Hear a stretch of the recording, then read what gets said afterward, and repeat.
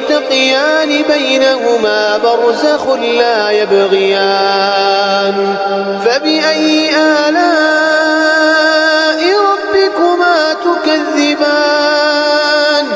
يخرج منهما اللؤلؤ والمرجان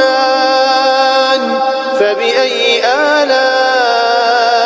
ربكما تكذبان وله الجوار المنشآت في البحر كالأعلام فبأي آلاء ربكما تكذبان كل من عليها فان